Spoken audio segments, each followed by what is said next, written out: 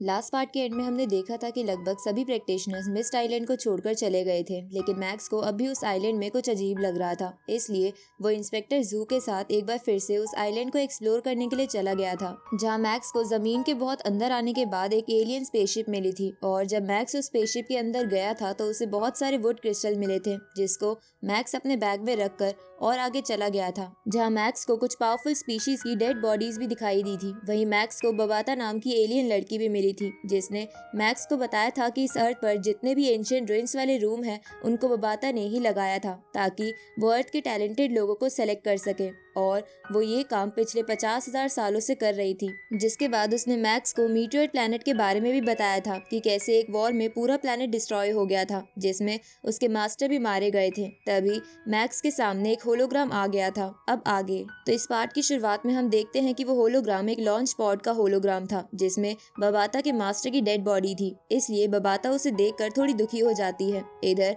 Max उस dead body को देखकर हैरान हो जाता है, क्योंकि वो डेड बॉडी हजारों गुना बड़ी थी। ऊपर से एक डेड बॉडी होने के बाद भी उसमें से बहुत डरावनी फील आ रही थी। अब बबाता मैक्स से कहती है कि मेरे मास्टर का नाम हु यैनबो है और ये मीटोइड स्टार के किंग है, इसलिए तुम्हें इन्हें रिस्पेक्ट देने के लिए इनके सामने झुकना होगा, क्योंकि तुम भी अब मीटोइड स्टार के मेंबर हो और जो तुम्हारे पास हेवनली शटल का सीक्रेट मेथड है वो भी मेरे मास्टर ने ही बनाया है। ये सुनकर मैक्स सोचता है कि हेवनली शटल के सीक्रेट मेथड ने अब तक मेरी बहुत मदद की है, इसलिए मैक्स हु यैनबो को रिस्पेक्ट देने के लिए झुक जाता है, क्योंकि इसमें कोई बुराई नहीं थी। इसके बाद बबाता मैक्स से पूछती है कि क्या तुम मेरे मास्टर के स्टूडेंट बनना चाहोगे, क्योंकि उनकी ट्रेनिंग के बाद तुम मीटियोर स्टार के नए किंग बन सकते हो। ये सुनकर मैक्स चौंक जाता है, तो बबाता उसे कहती है कि ये बहुत अच्छी अपॉर्चुनिटी है, क्योंकि मेरे मास्टर 60 मिलियन ईयर्स तक जिंदा थे, जिसकी वजह से उन्होंने यूनिवर्स के बहुत बड़े पार्ट में ट्रैवल कर रखा था और पूरे यूनिवर्स में उन्हें हराना बहुत ही मुश्किल है। साथ ही मैं उनके बहुत करीब थी, इसलिए मुझे उनकी लगभग सारी टेक्निक्स पता है जो मैं तुम्हें सिखा सकती हूँ। इस पर मैक्स कहता है कि मैं इसके लिए कैसे हाँ कर दूं, क्योंकि मुझे तो यूनिवर्स के बारे में कुछ भी नहीं पता। ये सुनकर बबाता गुस्से में कहती है कि मुझे लग ही रहा था कि तुम नॉलेज के मामले में एकदम बेवकूफ हो, इसलिए चलो मैं तुम्हें यूनिवर्स और मेरे मास्टर के बारे में थोड़ी नॉलेज दे देती हूँ। ये सुनकर मैक्स सोचता है कि लगता है बबाता मीटियोर स्टार का नया उत्तराधिकारी चुनने के लिए बहुत ही उत्सुक है, इसलिए मुझे इस बात का फायदा उठाकर ये नॉलेज ले लेनी चाहिए। अब मैक्स बबाता की बात सुनने के लिए तैयार हो जाता है, तो बबाता खुश होते हुए एक क्यूब की मदद से वहाँ पर एक स्पेस होलोग्राम क्रिएट कर देती है और मैक्स को बताती है कि इस यूनिवर्स में अनगिनत स्पीशीज रहती है। यहाँ तक कि जिस गैलेक्सी में तुम्हारी अर्थ सिचुएटेड है, उसी गैलेक्सी में ही 2,10,000 प्लैनेट्स ऐसे हैं जहाँ लिविंग ऑर्गेनिज्म रहते हैं। ये सुनकर मैक्स हैरान होते हुए सोचता है कि हम ह्यूमंस इतने सालों तक स्पेस में दूसरे लोगों को ढूंढ रहे हैं, लेकिन हमें आज तक हमारे अलावा कोई नहीं मिला। इसके बाद बबाता मैक्स को एक ट्री का होलोग्राम दिखाते हुए कहती है कि इस यूनिवर्स में बहुत से इंटेलिजेंट लाइफ्स हैं और तुम ह्यूमंस तो इस इंटेलिजेंट लाइफ की सिर्फ एक ब्रांच की तरह हो। अब बबाता मैक्स से बोलती है कि जैसे एक गैलेक्सी में बहुत से प्लैनेट होते हैं, वैसे ही इस यूनिवर्स में बहुत सी गैलेक्सीज हैं और तुम्हारी अर्थ वाली मिल्की वे गैलेक्सी के पास ही 7 गैलेक्सीज हैं और ये सब मिलकर ब्लू सिल्वर एम्पायर की फॉर्मेशन करती है, क्योंकि इसमें सारी एलिमेंट्री लेवल सिविलाइजेशन रहती है। ये सुनकर मैक्स बोलता है कि एक गैलेक्सी में ही इतने प्लैनेट्स होते हैं, तो ये तो 7 गैलेक्सीज हैं, इसलिए मैं अंदाजा भी नहीं लगा सकता कि इन 8 गैलेक्सीज के ग्रुप यानी ब्लू सिल्वर एम्पायर पर कौन सी सिविलाइजेशन रूल करती है। ये सुन के बबाता कहती है कि उस सिविलाइजेशन का नाम ब्लू सिल्वर इम्पेरियल सिविलाइजेशन है और वो तुम पृथ्वीवासियों से इतनी एडवांस है कि अगर उनकी पूरी आर्मी भी अर्थ को घेर ले तब भी तुम पृथ्वीवासियों को पता नहीं चलेगा, क्योंकि उनकी शिप्स इनविजिबल हो सकती है और कोई अर्थ का रडार उन्हें नहीं पकड़ सकता। इसके बाद बबाता मैक्स से कहती है कि ये तो बस एलिमेंट्री लेवल ग्रुप था। ये सुनकर मैक्स हैरान होते हुए बोलता है कि क्या फिर इंटरमीडिएट लेवल ग्रुप भी है। इस पर बबाता कहती है कि हाँ, उस एम्पायर का नाम डार्क ड्रैगन माउंटेन एम्पायर है और उस एम्पायर के अंदर ब्लू सिल्वर एम्पायर जैसे कई एम्पायर हैं, जिसकी वजह से उसमें 6000 से भी ज्यादा गैलेक्सीज है और उस एम्पायर में 500 से भी ज्यादा हाईली इंटेलिजेंट सिविलाइजेशन रहती है। साथ ही अर्थ भी इसी एम्पायर का पार्ट है। ये सुनकर मैक्स बिल्कुल चौंक जाता है, क्योंकि जो सिविलाइजेशन ब्लू सिल्वर एम्पायर पर रूल करती है, पृथ्वीवासी उनसे ही बहुत पीछे थे और अब तो उसे पता चला कि ब्लू सिल्वर एम्पायर भी डार्क ड्रैगन माउंटेन एम्पायर का बस 5th पार्ट है। इसके बाद मैक्स बबाता से पूछता है कि कहीं यहाँ एडवांस सिविलाइजेशन का एम्पायर तो नहीं है। इस पर बबाता हाँ करती है और उसे बताती है कि उस एम्पायर का नाम कियानवू यूनिवर्स एम्पायर है, जिसके अंदर कई सारे डार्क ड्रैगन माउंटेन एम्पायर जैसे 1000 एम्पायर्स हैं, जिसकी वजह से उसमें पूरे 100 मिलियन गैलेक्सीज है। गाइस, हो सकता है इतनी सारी चीजें सुनकर आपको कंफ्यूजन हो रही हो, तो आप आसानी से समझने के लिए मान लो कि इंडिया एक कियानवू यूनिवर्स एम्पायर है जिस पर एक एडवांस सिविलाइजेशन रूल करती है। साथ ही जैसे इंडिया के अंदर कई सारे स्टेट्स हैं, वैसे ही कियानवू यूनिवर्स एम्पायर में कई सारे डार्क ड्रैगन माउंटेन एम्पायर है जिस पर एक इंटरमीडिएट लेवल की सिविलाइजेशन रूल करती है। और जैसे इंडिया के एक स्टेट दिल्ली में कई सारे एरियाज है, वैसे ही डार्क ड्रैगन माउंटेन एम्पायर में भी कई सारी ब्लू सिल्वर एम्पायर आते हैं जिस पर एक एलिमेंट्री लेवल सिविलाइजेशन रूल करती है। आई होप अब आपको क्लैरिटी हो गई है, इसलिए स्टोरी की तरफ वापस चलते हैं। अब मैक्स ये सब सुनकर हैरान होते हुए बोलता है कि ये यूनिवर्स इमेजिनेशन से भी बड़ा है और शायद ही मैं इस लाइफ में 1 या 2 गैलेक्सी ही देख पाऊंगा। इसके बाद बबाता मैक्स को कहती है कि मेरे मास्टर कियानवू यूनिवर्स एम्पायर वाली सिविलाइजेशन के मेंबर थे, जिसकी वजह से ब्लू सिल्वर एम्पायर तो उनके सामने बस एक चींटी की तरह है। ये सुनकर मैक्स बोलता है कि अगर ब्लू सिल्वर एम्पायर ही उनके लिए चींटी की तरह थी तो असल में वो कितने ताकतवर थे।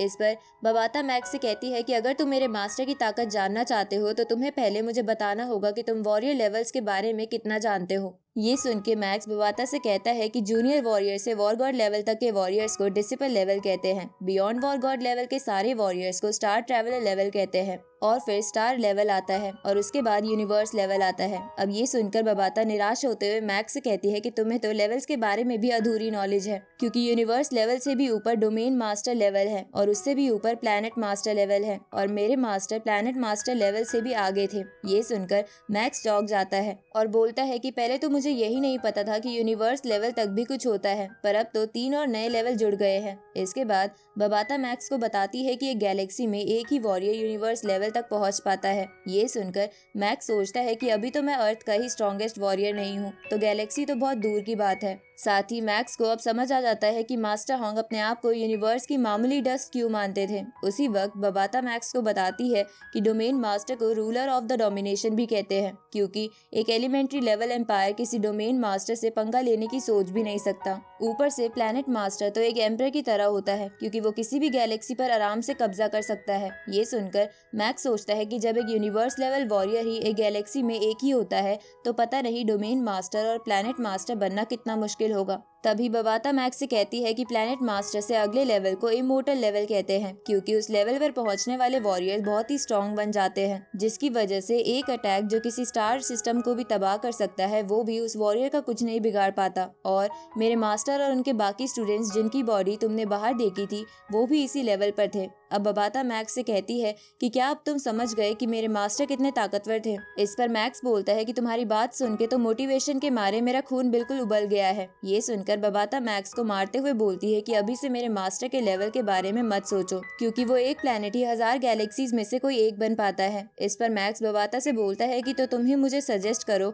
कि मैं वहाँ तक कैसे पहुँच सकता हूँ। ये सुनकर बबाता डरावना चेहरा बना लेती है, जिसकी वजह से मैक्स को घबराहट होने लगती है। तो बबाता मैक्स को बताती है कि तुम्हें बच्चे पैदा करने होंगे। ये सुन के मैक्स टोटली हैरान हो जाता है। तो बबाता मैक्स से कहती है कि तुम्हें पता ही होगा कि नई जनरेशन हमेशा पुरानी जनरेशन से ताकतवर होती है, तो तुम इसी आइडिया का इस्तेमाल करके अपने बच्चे पैदा करो जो तुमसे ज्यादा ताकतवर होंगे, फिर वो भी अपने बच्चे पैदा करेंगे जो उनसे ज्यादा ताकतवर होंगे। तो ऐसा करते करते तुम्हारी एक न एक पीढ़ी प्लैनेट लेवल तक पहुंच ही जाएगी। ये सुनकर मैक्स बोलता है कि मैं इतने ताकतवर बच्चों का बाप बनने के लिए थोड़ी ना बना हूँ। इस पर बबाता कहती है कि तो तुम एक सीक्रेट मेथड का भी इस्तेमाल कर सकते हो, जिसमें तुम्हें एक पावरफुल सिविलाइजेशन की बॉडी में खुद को डालना पड़ेगा, जिसके बाद तुम बहुत तेजी से प्रोग्रेस कर पाओगे, और मेरे मास्टर ने भी यही तरीका अपनाया था। ये सुनकर मैक्स बोलता है कि मुझे अपनी बॉडी ही अच्छी लगती है, मैं किसी और सिविलाइजेशन की बॉडी में नहीं जाना चाहता। इस पर बबाता मैक्स को एक सीढ़ी का होलोग्राम दिखाते हुए कहती है कि तब तो तुम्हारे पास एक ही रास्ता बचा है कि तुम धीरे धीरे अपने लेवल्स बढ़ाओ, लेकिन इसकी वजह से तुम स्टार लेवल पर पहुंचने में 50 साल लग जाएंगे, फिर वहां से यूनिवर्स लेवल पर पहुंचने में 500 साल लग जाएंगे, और फिर वहां से डोमेन मास्टर लेवल पर पहुंचने में 5000 से 10,000 साल लग जाएंगे, और वहां से प्लैनेट मास्टर लेवल पर पहुंचने में तो तुम्हें 1 लाख साल लग जाएंगे, लेकिन इसमें भी तुम्हें मेरी मदद लगेगी। ये सुन के मैक्स निराश होते हुए बोलता है कि ये तो बहुत लंबा समय है, पर एक ह्यूमन के पास तो जीने के लिए सिर्फ 100 साल होते हैं। इस पर बबाता मैक्स से बोलती है कि तुम निराश मत हो, क्योंकि स्टार लेवल पर पहुंचने के बाद तुम 10,000 साल तक जी पाओगे और उसके बाद तुम जैसे जैसे अगले लेवल पर जाओगे तो तुम्हारी टोटल एज 10 गुना बढ़ जाएगी, जिसकी वजह से तुम प्लैनेट मास्टर लेवल तक पहुंचने के बाद 10 मिलियन साल तक जी पाओगे। और अगर तुम इमोर्टल लेवल पर पहुंचने गए तो तुम इन्फिनाइट टाइम तक जी पाओगे, पर शर्त ये है कि तुम्हें कोई और ना मार दे। इसलिए तुम मेरी बात मानकर मास्टर के स्टूडेंट बन जाओ, जिसके बाद मैं तुम्हें उनकी तरह ट्रेनिंग दूंगी, जिसकी वजह से तुम जरूर इमोर्टल लेवल पर पहुंच जाओगे। ये सुनकर मैक्स सोचता है कि बबाता ने मुझे इतना सब कुछ बताया है, जिसकी वजह से मेरा स्टूडेंट बनने का तो मन कर रहा है। उसी वक्त बबाता मैक्स से बोलती है कि तुम अगर मेरे मास्टर के स्टूडेंट बनते हो तो तुम्हें मास्टर से बहुत सारे गिफ्ट्स मिलेंगे,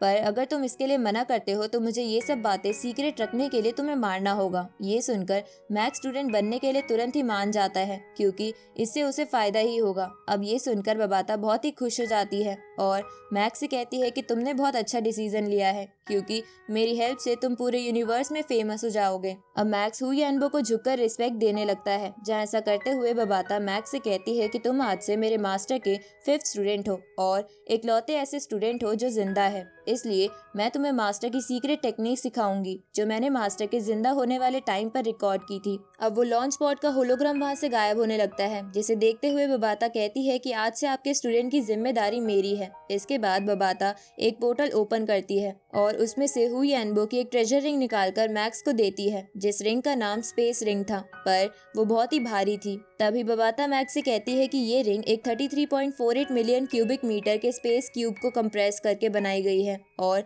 इसमें तुम कुछ भी स्टोर कर सकते हो। ये सुनकर मैक्स बोलता है कि मैं इस रिंग का इस्तेमाल कैसे कर सकता हूँ। इस पर बबाता मैक्स को बताती है कि जैसे अर्थ पर फिंगरप्रिंट सेंसर होता है, उसी तरह तुम अपनी स्पिरिचुअल पावर का इस्तेमाल करके अपना पासवर्ड सेट करके इसे ओपन कर सकते हो। ये सुन के मैक्स ऐसा करने लगता है, जहाँ ऐसा करने के बाद उस रिंग में से एक पोर्टल बाहर आता है, जिसमें घुसने के बाद मैक्स देखता है कि उस रिंग के अंदर बहुत ज्यादा स्पेस था, इसलिए मैक्स अपने सारे वुड क्रिस्टल उसमें स्टोर करने की सोचता है। तभी बबाता मैक्स को बताती है कि मेरे मास्टर का सेकंड ट्रेजर ये 289 वुड क्रिस्टल ही थे, क्योंकि इनकी मदद से एक mid level war God warrior star travel level पर पहुंच सकता है, लेकिन धीरे धीरे आगे वाले लेवल पर जाने के बाद ये वुड क्रिस्टल तुम्हें ज्यादा हेल्प नहीं करेंगे। इसके बाद बबाता हुई एनबो का तीसरा ट्रेजर ढूंढने लगती है, जहाँ ऐसा करते हुए वो मैक्स की तरफ एक चीज फेंकती है, तो मैक्स उसे ध्यान से देखने लगता है और इसी के साथ ये पार्ट यही खत्म होता है।